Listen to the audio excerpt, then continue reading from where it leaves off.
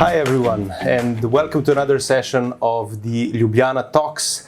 And today we are here joining you from the studios at Toleranca Marketing. And my name is Jan, and I'm from the Ljubljana Convention Bureau at Ljubljana Tourism. My co-host Gorazd Čad from Toleranca Marketing, and we have the amazing Tadeja from the Hague Convention Bureau joining us today for this special session that we are going to be doing. So, great to be here. Yeah, great. Well, we can say that today you are a Miss Hybrid, let's say so, somehow. You are the mother or co-founder of the idea of Hybrid City Alliance. And we are really proud. We just received the white paper you produced a few days ago, actually on Monday, I suppose. Yeah. And what can you say? Why Hybrid City Alliance? This is really my first question to you. Yeah. I really don't know, why do you need an alliance, actually? So. Yeah, I can tell you how it all started. It all started, of course, because of the COVID situation last year.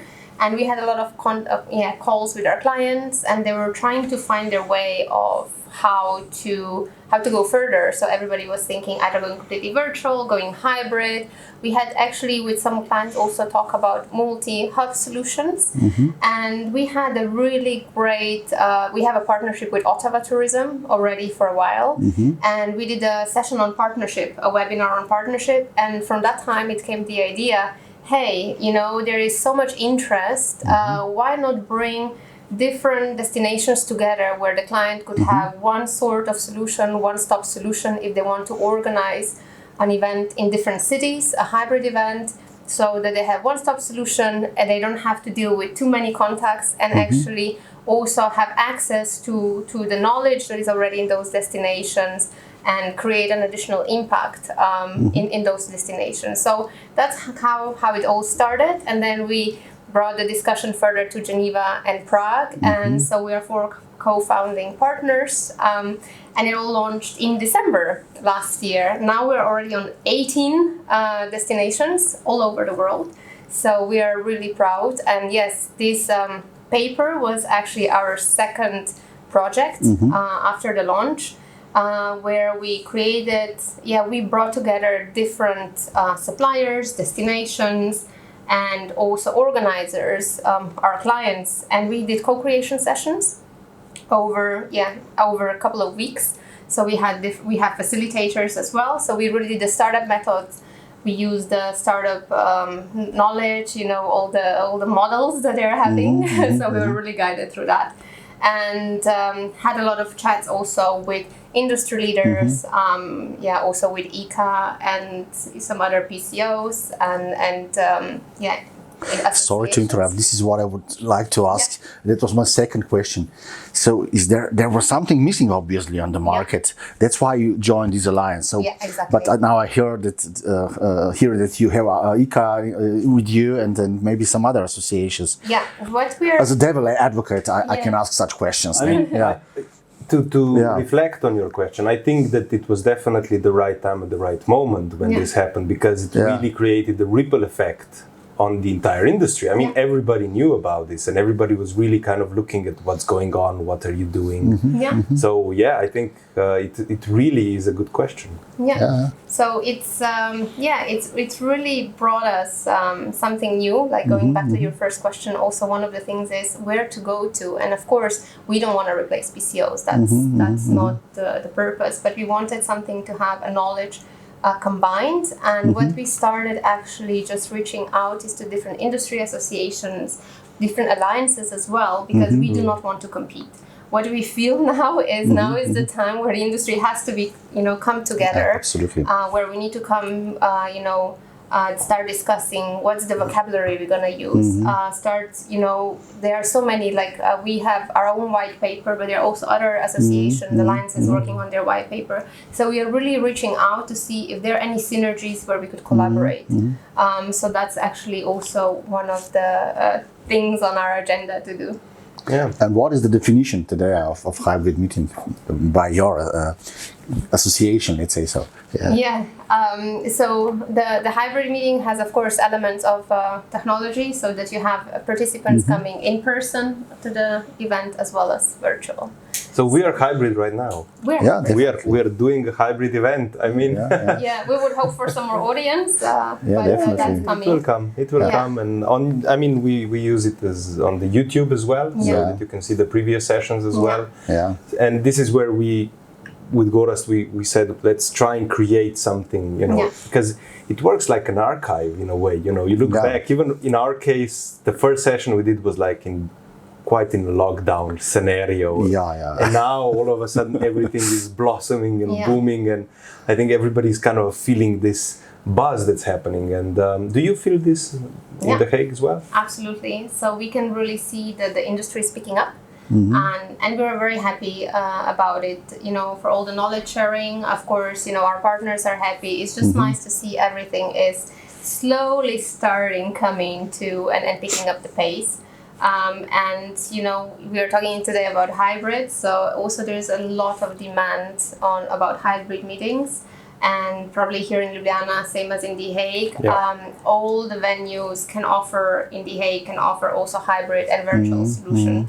So straight away in March, everybody invested in technologies, and there was a lot of successes also, in a hybrid version, but also the World Forum, our biggest venue, they do the Climate Adaptation Summit with the top level executives and country leaders. So I think we've seen exactly this, that all of the venues have adapted, that the providers have kind of established themselves on the market, which I think is crucial to go ahead in going from the digital, because now we were talking about the digital market and the digital events, going into hybrid. This is this mixture of, from one perspective, we are talking about the road to normality.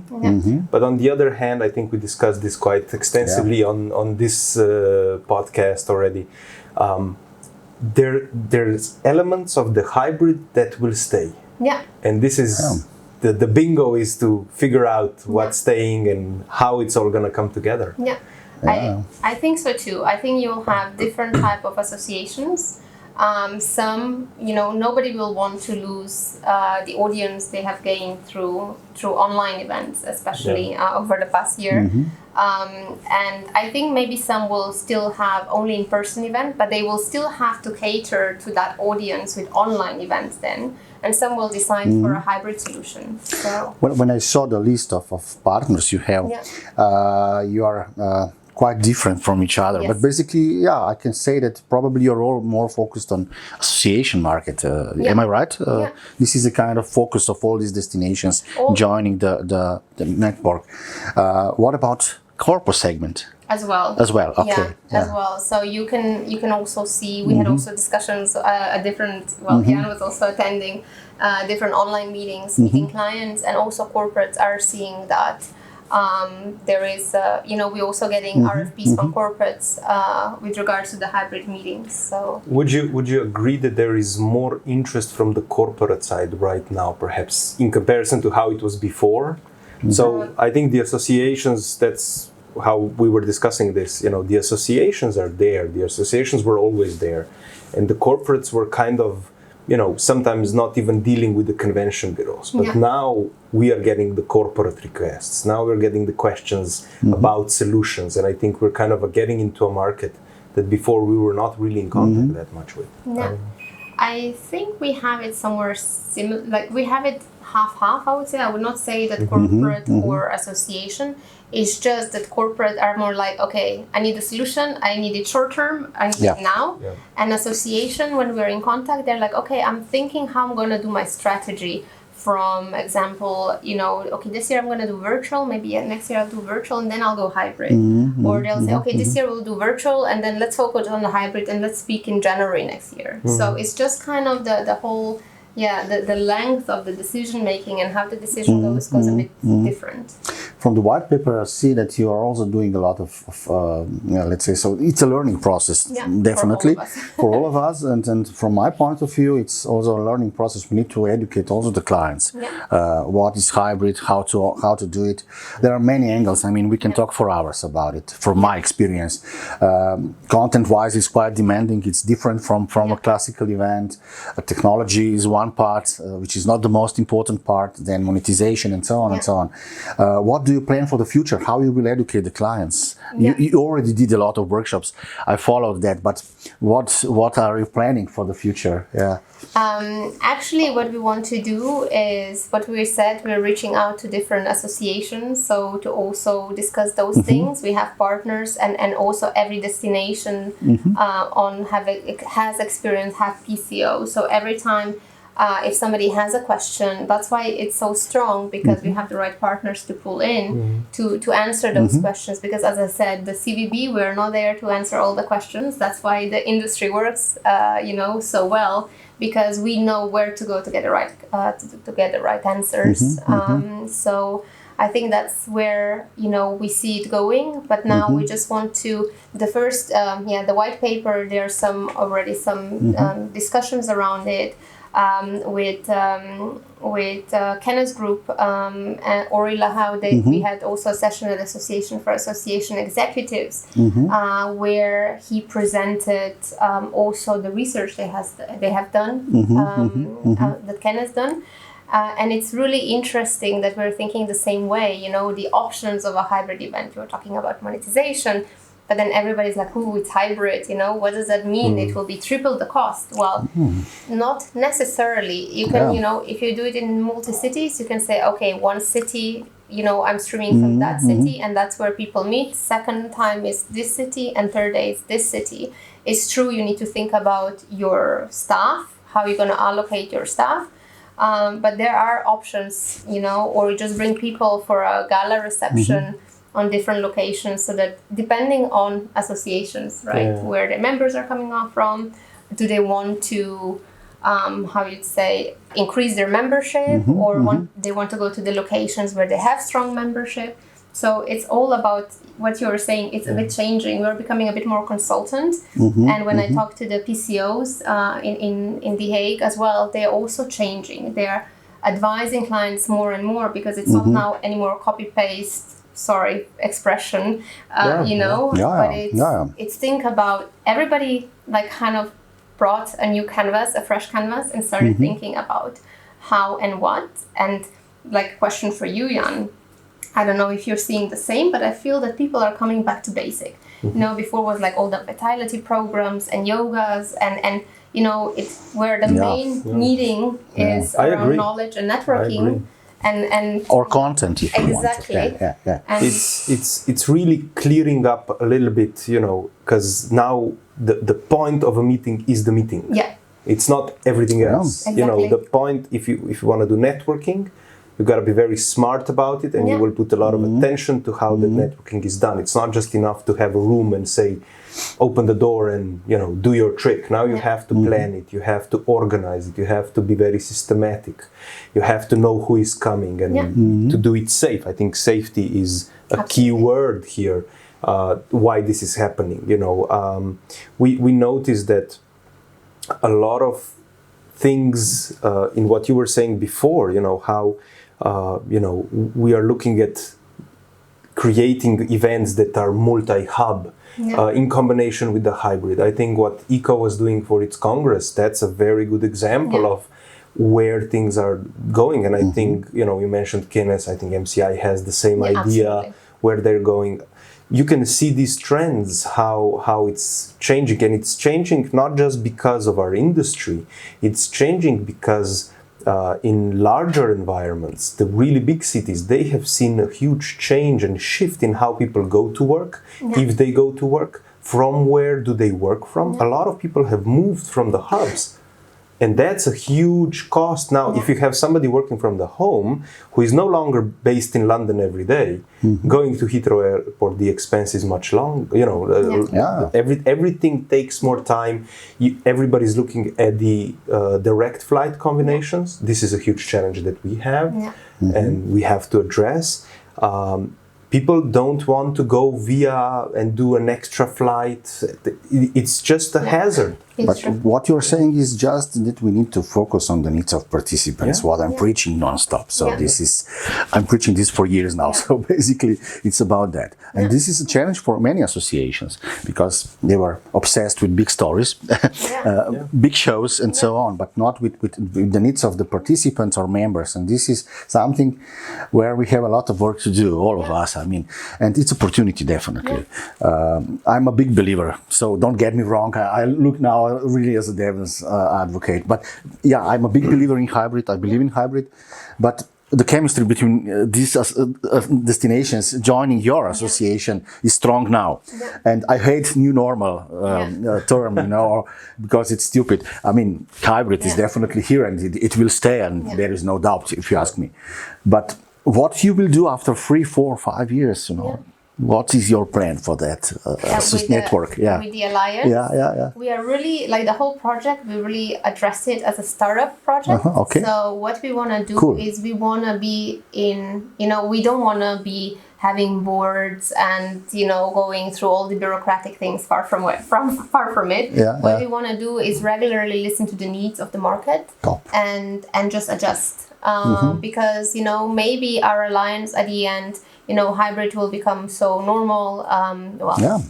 Normal, But hybrid is here. It's here to stay. Some will take the advantage of it, some not. But maybe we will see that there is a need for something else. And with the mentality of all the CVBs that are part, everybody is looking for that, to be top on the market, to answer to the needs, and that's what it is all about. It's really having constant conversations. But your association is very diverse.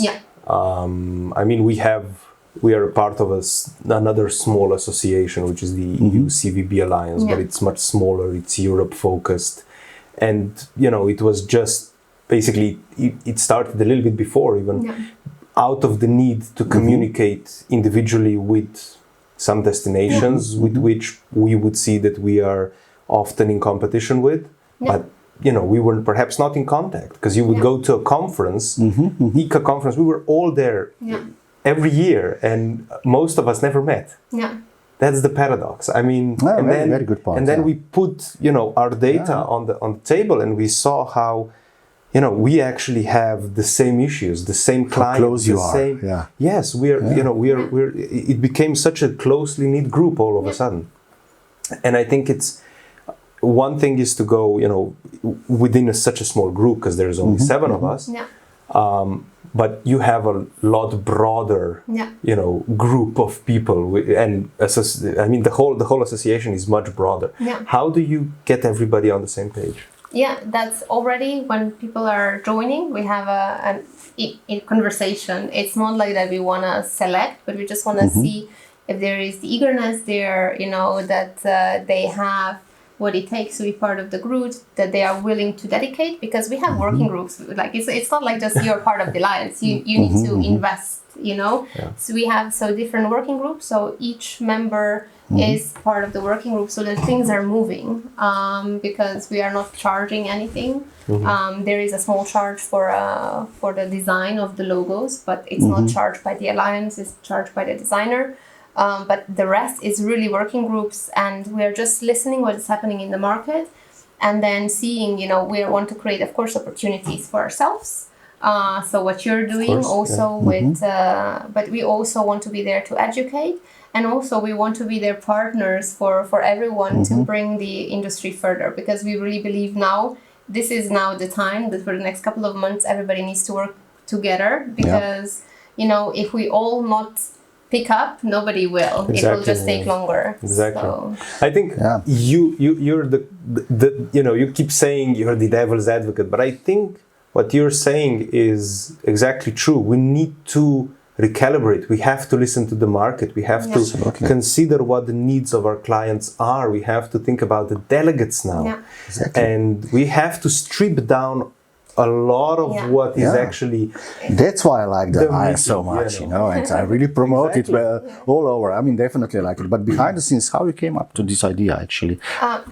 Can you share this? How you came up? Hybrid mama. Hybrid mama. Yeah, exactly. It was really just discussions around, what are the needs, what are the questions we are getting, where are the bottlenecks, like where really those bleeding neck problems, how they call them in the startup world. I learned a lot of startup expressions.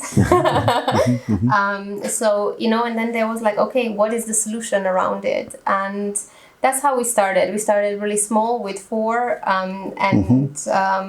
that's why we really created a co-creation session to see the problems not only from a client side, but also from the supplier side and from a CVB side, because all needs to work together. And what you triggered me when you were saying just before, it's we offer also as destinations, we're offering so much, and we do it sometimes. Why are we doing it? Just because that destination is doing it? And it's like, what is that? Copycats.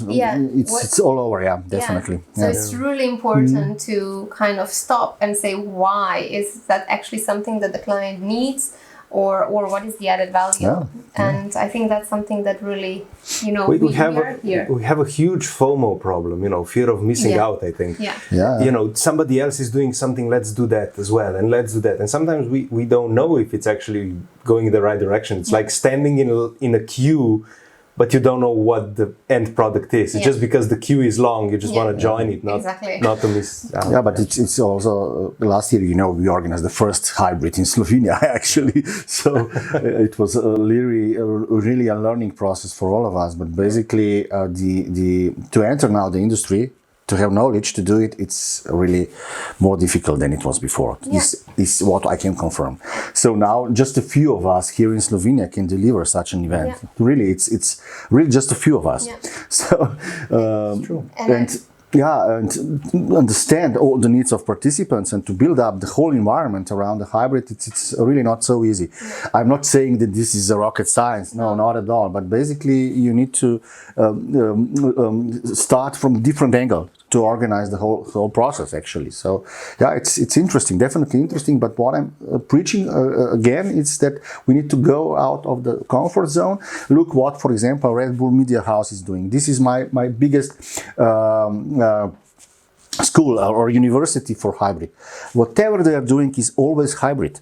As a fan of something like World Rally Championship, it's still event with the top drivers, but what is around is a hybrid solution, and they are doing this for the last 15 years. So this is not something new. This is not something which came out from the crisis. But I'm happy that we are now using this and it's coming. And this is just my comment, my reaction on it, and definitely it will stay. So what about future of hybrid? It will stay or not? I think it will. I think for every client, they need to see what they need, what they want to cater for. So I think it will stay, but it might not everybody will use it. I mean, it was what you were saying. It's already here for a long time, and now just everybody was kind of forced to think about it. Whereas in the past they were not even considering something like this. And I don't know who I spoke to, but they told me, remember when the mobile phones came out and they were super expensive? Like, I think that's what will happen with the hybrid, The prices for organizing such an event will drop, so everybody will be able to afford it. You gave me a great thought. I remember about 10 years ago when Skype was really kind of peaking, and the mobile technology. The mobile technology was really there, and everybody started talking about teleconferencing as a concept and how the meetings industry is doomed. Everybody's gonna be digital. We're on there's gonna be. There were talks of all these crazy sci-fi technologies that we actually have, but it's very expensive to do a the hologram. The hologram thing, and all this. So I think. And that was like a decade ago, without any diseases flying around in the air or vaccination discussions and all that crazy stuff. And everybody was talking about the end of the meetings industry as we know it. Yeah. But I think the thing is, we work in an industry that is not defined by what it is today. Yeah. It was so much different 100 years ago, and it will be different in 100 years. Yeah. The question is, what is the value of the meetings industry going to be? And coming back to stripping it down, why does hybrid work? It's because if you want a job done, it can get a job done. If you want to meet with someone, if you want to write down the contract, if you want to have a real person relationship, that is different. And of course, that is that incredible, face-to-face impact that you see someone and you kind of get the feel of the real person. There is no, sci-fi in between. There is no fake faces and cats jumping around and all that. All the stuff that happens now with the hybrid. Yeah.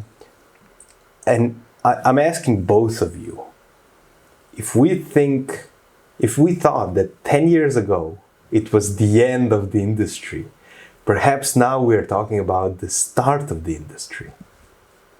I'm sure it has the opportunities, and I think that's what we learned. We learned to embrace the new opportunities and not be afraid of technologies, but make it part of our daily lives. And I think it will be just coming to the next stage, becoming better. What you were saying, that in Slovenia now you have only several, providers that can produce. I think whoever started now that they learned, they really have the advantage, because from now on we are 1 year in this. You cannot anymore afford mistakes. Now it's first year you could, and now it's just like not possible. Absolutely. So I think there will be a lot of new things that are gonna come our way. And I also think we will learn from other industry even more than we did so far, so that we'll be able to implement that even better in our industry to cater towards our clients. And especially you were mentioning, destination and flying and direct flight. I think people will not want to be anymore on the Congress for 5 days. They will be very selective, or go to 5 different conferences. They will be very selective, so they might go to one in person and hope to get the rest of the content in a different way. Yeah. So, but those are all assumptions. Maybe, of course. If you talk with some behaviorists, they say, okay, it needs to have so many repetition before people learn the new way. So maybe we're not there yet. Maybe, it will be all go back to how it was. We just do not know. But we know that everybody's now open to the, using technology even further. Yeah. Even this is a meeting technology, if you think about it. Of course it is, yeah. And I got to know the whole idea of Clubhouse because of an online conference that they said, okay, now we're going to open to the debate. We're just going to another platform. Yeah. And you see that you can do a lot of things, but I think a very strong factor is the so-called Zoom fatigue. Yeah. It's about being tired of just looking at a screen, and finding this right balance. This is going to be really interesting. I think it's on an individual level, but I think at the end of the day, rationally, if you think, what we've discussed, for example, in some of our meetings, is sometimes it's easier to call some of the, just within the group of people within the city, it's easier just to do a Zoom call, chat on the Zoom. That's fine. It's more effective sometimes. Let's get operational. You don't have to have, no hustle with the traffic, no parking issues, no costs. So many things. The impact on nature is minimal because you don't have to pollute the air, whatever. Even if you have an electric car, that still impacts, the environment. So I think this is this is where we are finding the balance, what has to be done in person and what we can optimize. Exactly. We won't be flying for one contract on the other side of the world anymore. I think we will be very selective in what we do. Yeah. But today, at the end of this discussion, coming from Slovenia, working in the Netherlands for a long time, how do you see Slovenia from your point of view?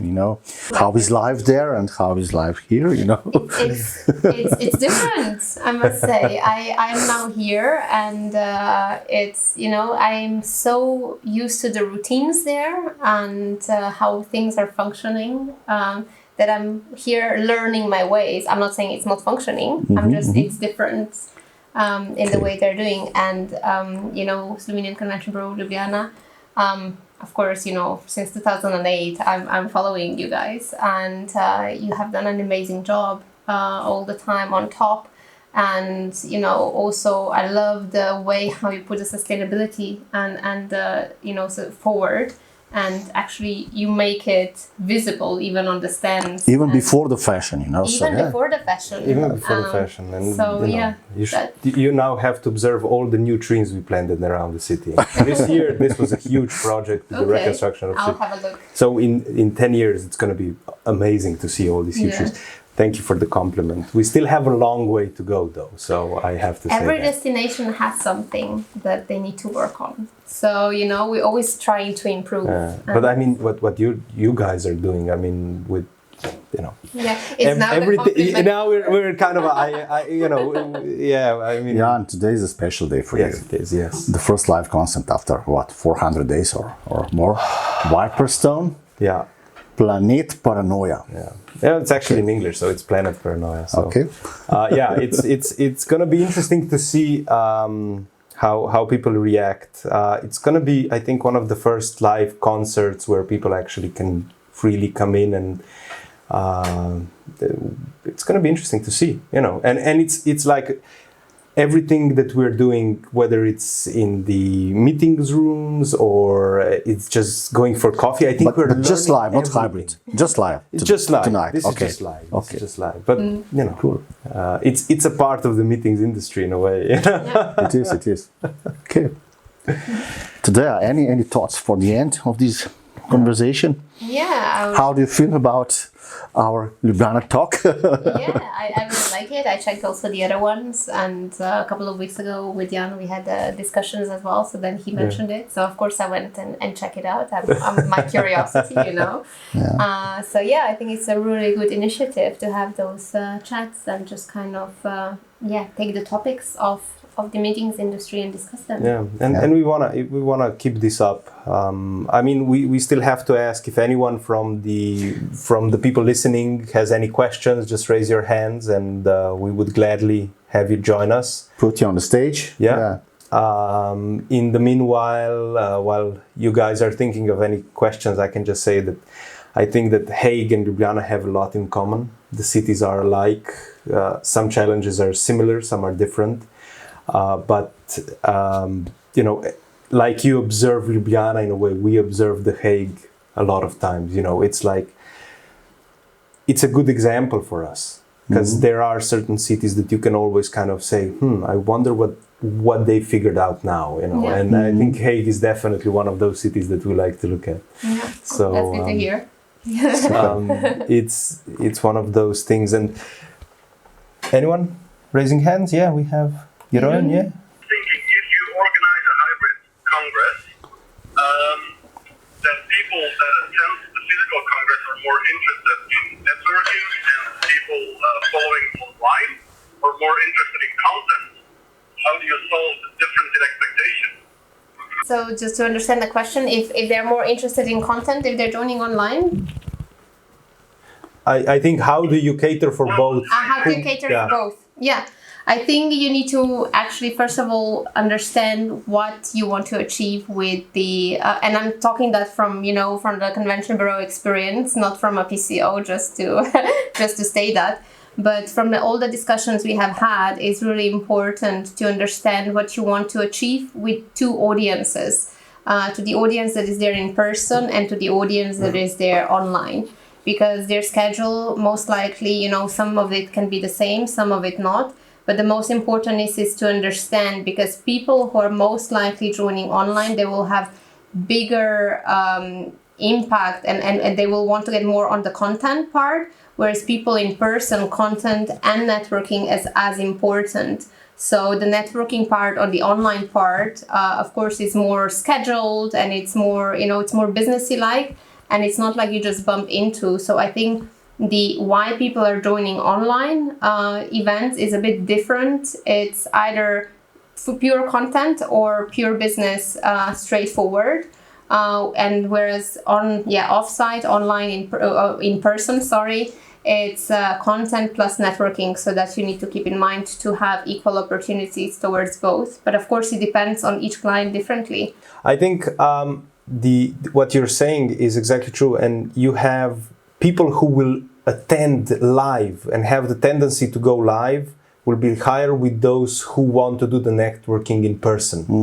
Those people who are there more for just the educational bit are probably more likely to attend the virtual version of it. Yeah, Exactly. agree. But how to bridge the gap is really the 1 million euros question, and the question to me. Is, you have to. That's also a question. That's also a question. Yeah, you're right. You're right. Because I was talking to one of our clients who was organizing something, and they were actually thinking of having an event in person, do recording session of the main session, and do Q&A, run the session a couple of weeks later, and run the Q&A afterwards.